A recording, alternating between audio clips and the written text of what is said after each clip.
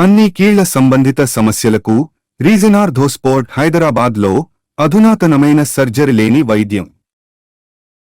పల్నాడు జిల్లాలోని ఆ ఎమ్మెల్యే కొత్త ఎక్కాలతో పాత లెక్కల్ని సరిచెయ్యాలనుకుంటున్నారా? అందుకు అధికారులే సైంధవుల్లా మారిపోయారా? భూ బదలాయింపుల వివరాలు నేరుగా ఎమ్మెల్యే అడుగుతున్నా ఎందుకు ఇవ్వడం లేదు? అందుకు ఎమ్మెల్యే కనిపెట్టిన విరుగుడు మంత్రం ఏంటి? ఏ నియోజకవర్గంలో ఉందా పరిస్థితి? ఈ టామ్ అండ్ జెర్రీ వార్లో ఎవరిది పైచేయి అవుతుంది?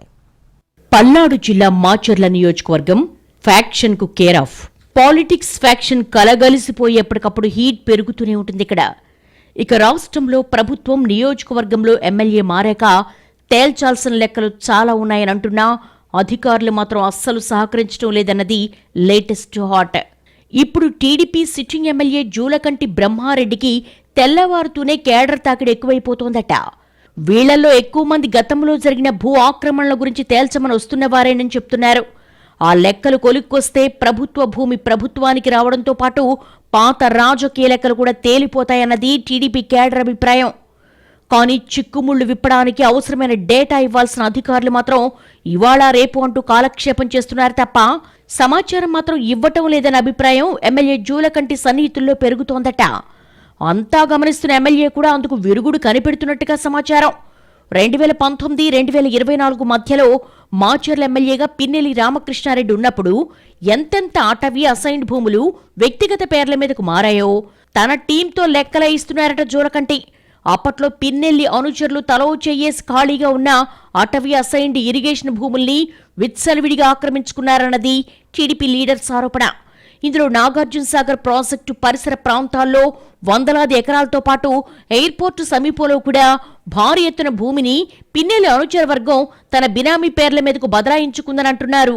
మాచర్ల, వెల్దుర్తి, సాగర్ పరిసర ప్రాంతాల్లోని సుమారు 1000 ఎకరాల ప్రభుత్వ భూమి 2019-2024 మధ్యకాలంలో వ్యక్తుల పేర్ల మీదకు మారిపోయిందని చెప్పుకుంటున్నారు. అలాగే 2014-2019 మధ్యలో ప్రభుత్వం ఇచ్చిన బీఫామ్ పట్టాలు కూడా పేర్లు మారిపోయాయని, దీని వెనుక పిన్నెల్లి రామకృష్ణారెడ్డి అనుచరులు ఉన్నారన్నది టీడీపీ అభియోగం. ఇందులో అధికారుల పాత్ర కూడా ఉందన్న ఆరోపణలున్నాయి. ప్రభుత్వాధికారుల సహకారంతోనే పిన్నెల్లి అనుచరులు కొన్ని భూముల్ని తమ పేరుతోనూ మరికొన్నిటిని బినామీల పేరు మీదకు మార్పించుకున్నారని అంటున్నారు. ఇప్పుడు ఆ పాత లెక్కల కోసం అధికారులను అడుగుతోంటే వాళ్లు నీళ్లు నములుతున్న పరిస్థితి. ఆ లెక్కలన్నిటినీ తీస్తే తమ హోల్స్ ఎక్కడ బయటపడతాయోనని కంగారు పడుతున్నారట సదరు ఆఫీసర్స్. అందుకే ఎమ్మెల్యే ఎప్పుడు వివరాలడిగినా మ్యాటర్ చెప్పకుండా పని ఒత్తిడి ఎక్కువగా ఉందని, కలెక్టర్ వేరే పని చెప్పారని కుంటి సాకులు చెప్తూ తప్పించుకుంటున్నారట. దీంతో అధికారులను ఏమీ అనలేక, వచ్చిన కార్యకర్తలకు సమాధానం చెప్పలేక సతమతమవుతున్న ఎమ్మెల్యే జూలకంటి బ్రహ్మారెడ్డి అందుకు విరుగుడు కనిపెట్టినట్టుగా తెలిసిందే.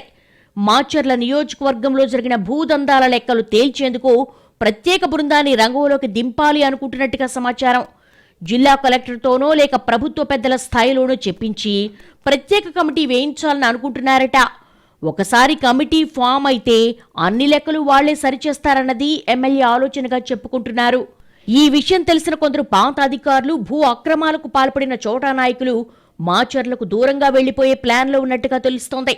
చూడాలి మరి లెక్కలు తేల్చాలి, పాత అకౌంట్స్ సెటిల్ చేయాలన్న ఎమ్మెల్యే ప్లాన్స్ వర్కౌట్ అవుతాయో లేక భూ కుంభకోణపు సూత్రధారులు, పాత్రధారుల పాచికలు పారతాయా అన్నది.